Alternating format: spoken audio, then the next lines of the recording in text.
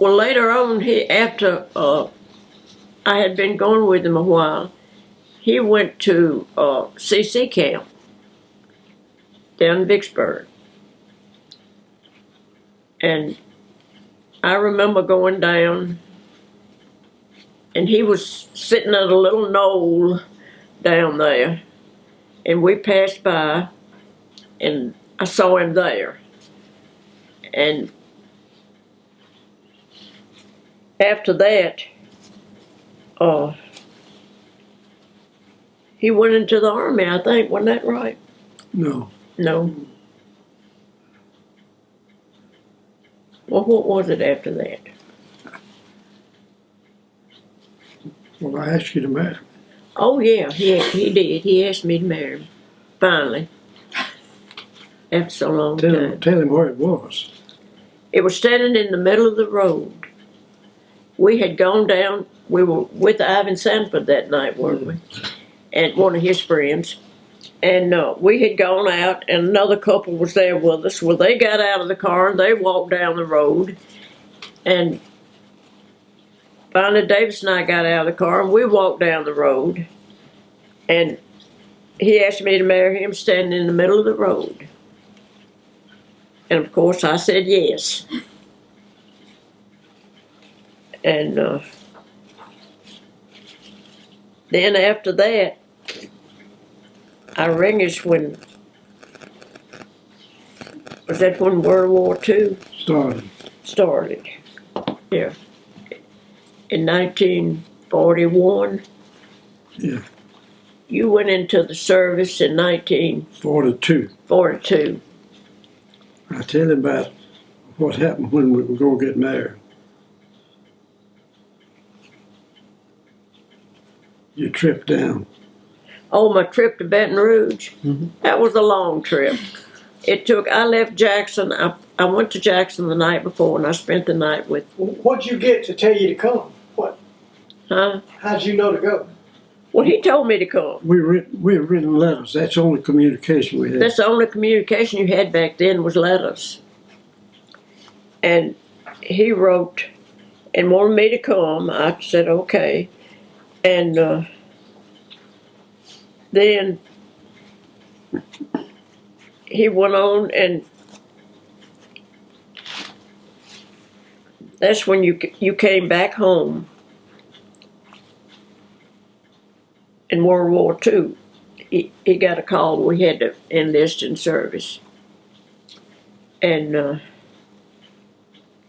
so I waited at home. I went to school and finished that at Benton. And I think, didn't you come to graduation? No. No? Okay.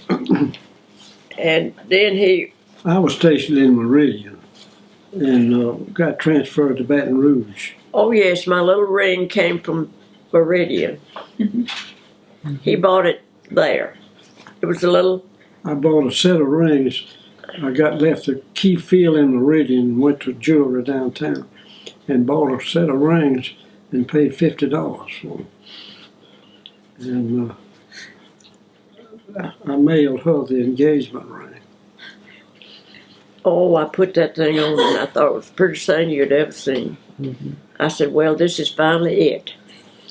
So I went to Jackson, caught a ride over there with somebody that night before, and went to his sister's and spent the night.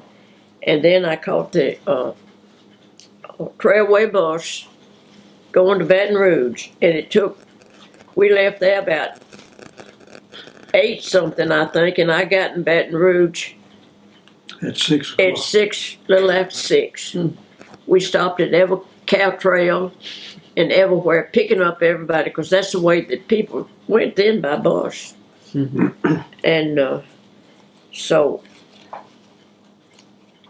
I was sitting on the front seat up there by the window, and I got the window shade down, and I couldn't get it back up. And I thought, oh my gosh, how am I going to find out whether he's here or not? So I worked with that shade, and I worked with it. I never did get it up. But when I stepped off the bus, there he stood. And, Tell him what would happen if I hadn't have been there. oh, well, I didn't have a dime in my purse. Not one penny. You didn't marry Evidently, her for her money, did you? huh? He didn't marry you for your money. No. If he thought he was going to get some, he was wrong.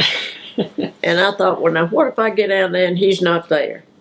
What am I going to do? How am I going to get back home? And then I thought, well, you can get your job if it's washing dishes or whatever it is, make a little money and catch a bus and go back home. You see, in those days, in the military, you never knew from one day to the next whether you were going to be where you were or they were going to transfer you somewhere else. You didn't get any warnings. They just call and tell you it's time to go. So it was about a week difference in there the time she got the letter to come and when we were going to get married. And I didn't hear anything. Letters then were the only communication we had. There wasn't any telephones to talk to anybody, so you just had to write. Wasn't any emails or texting, so you just wrote letters. And there was a time element in there as to whether he was going to be there or not. Yeah. Almost a week. But anyhow, he was, and we went on to this Methodist church down there. And he had already engaged the preacher of that church to marry us. And we went on and married about 9 o'clock that night. And this guy who was with him, Henderson, Yeah, Sergeant Henderson. he and his girlfriend, and it was another one there. I don't know who he was.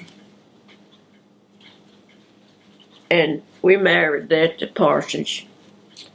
And I was hungry. I hadn't had anything to eat all day long. But all I had was, we went to a little restaurant there, and all I had was a little ham sandwich. That's what I had on my wedding night. So anyhow, That was in 1943. yeah, 1943, and he had already rented a room at Miss Goodall's. That was her name. And we slept up in the attic that night. Way up. And it was a two-story house, but we had a little, wasn't a room. I don't know what it was. But anyhow, we slept up in the attic that night. And that was a bread and breakfast place. And I got out the next day after I got married and went downtown and got me a job at a dress shop. And that started my working career. How old were you? Huh? How old were you? I was 21. That started my working career. And I've been worked ever since until 1988. 88. From 1943 till 1988, I always had a job.